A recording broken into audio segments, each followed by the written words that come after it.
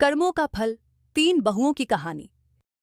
गांव के कोने पर एक विशाल हवेली थी, जिसमें बुजुर्ग महिला सावित्री देवी अपने 3 बेटों और उनकी पत्नियों के साथ रहती थीं। सावित्री देवी धर्मपरायण और न्यायप्रिय महिला थीं, जिन्होंने हमेशा सच्चाई और कर्म की महत्ता को समझाया था। वह प्रतिदिन प्रातःकाल गंगा जल से स्नान कर भगवान श्रीराम और माता सीता की पूजा करती थीं। उनकी भक्ति और विश्वास ने उन्हें पूरे गांव में सम्मानित बना दिया था। उनके 3 बेटे थे, राम, मोहन और श्याम। समय के साथ तीनों की शादी हो गई। बड़ी बहू सुनीता, दूसरी बहू रमा और सबसे छोटी बहू गीता थीं। तीनों बहुएं अलग अलग स्वभाव की थीं और यहीं से इस कहानी की शुरुआत होती है। पहली बहू सुनीता स्वार्थी और घमंडी थी। वह केवल अपने आराम और सुख सुविधा की परवाह करती थी। सास के प्रति उसका व्यवहार रूखा था। जब भी सावित्री देवी को किसी चीज की जरूरत होती, वह बहाने बना देती और अपनी जिम्मेदारियों से बचने की कोशिश करती। मंदिर जाने और भक्ति करने से भी वह बचती थी। उसे केवल सांसारिक सुखों की चिंता थी। दूसरी बहू रमा स्वभाव से ईर्ष्यालु और लोभी थी। वह घर में झगड़े करवाने में माहिर थी।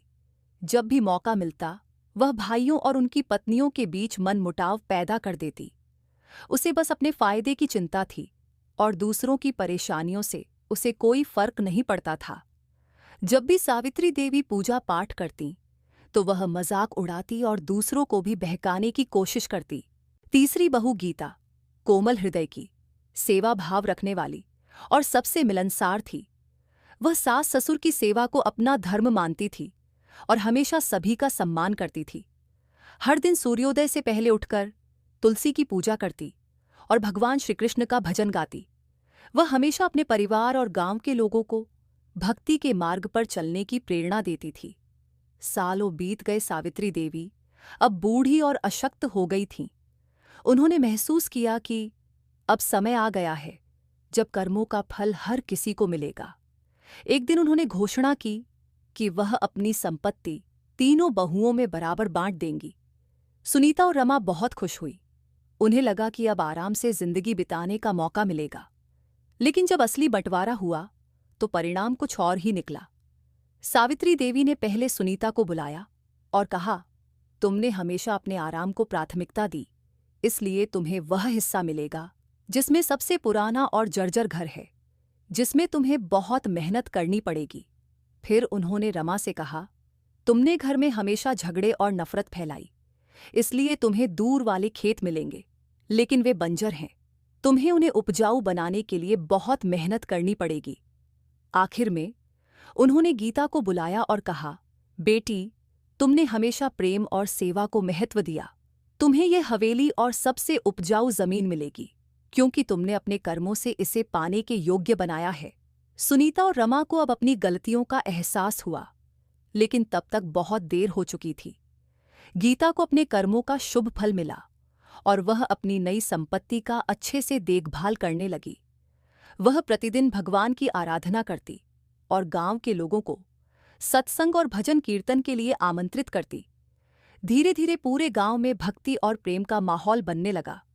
सावित्री देवी ने कहा, यही जीवन का नियम है, जैसा कर्म करोगे वैसा फल मिलेगा। भगवान श्री कृष्ण ने गीता में भी यही उपदेश दिया है कि कर्म करो और फल की चिंता मत करो। समय बीतने के साथ गीता की भक्ति और सेवा भाव ने पूरे गांव में एक नई जागृति ला दी। लोग अब मंदिरों में अधिक जाने लगे, भजन कीर्तन आयोजित करने लगे और समाज में प्रेम और सद्भावना का वातावरण बनने लगा। धीरे धीरे सुनीता और रमा को भी यह एहसास हुआ कि जीवन में केवल सांसारिक सुख ही महत्वपूर्ण नहीं है, बल्कि सेवा और भक्ति ही असली धन है। उन्होंने गीता से माफी मांगी और अपने व्यवहार में सुधार लाने की कोशिश की। गीता ने उन्हें प्रेम पूर्वक स्वीकार किया और उन्हें भी भगवान की भक्ति और अच्छे कर्मों के मार्ग पर चलने की प्रेरणा दी। भगवान श्री राम ने भी अपने जीवन में धर्म और भक्ति का मार्ग दिखाया था। जब हम निस्वार्थ सेवा और ईमानदारी से जीवन व्यतीत करते हैं, तो भगवान स्वयं हमारे जीवन को संवारते हैं। ये कहानी हमें सिखाती है कि केवल भौतिक सुखों की इच्छा करने से जीवन सफल नहीं होता, बल्कि हमें सच्ची भक्ति, प्रेम और सेवा को अपनाना चाहिए। यही सच्ची भक्ति का मार्ग है और यही कर्मों का सच्चा फल है। इस कहानी से हमें यह सीख मिलती है कि हमारे कर्म ही हमारे भविष्य को निर्धारित करते हैं। अच्छे कर्म हमें सुख और समृद्धि देते हैं, जबकि बुरे कर्म का फल हमें पछतावे के रूप में मिलता है। यदि हम भक्ति और सेवा के मार्ग पर चले तो भगवान स्वयं हमारी रक्षा करेंगे।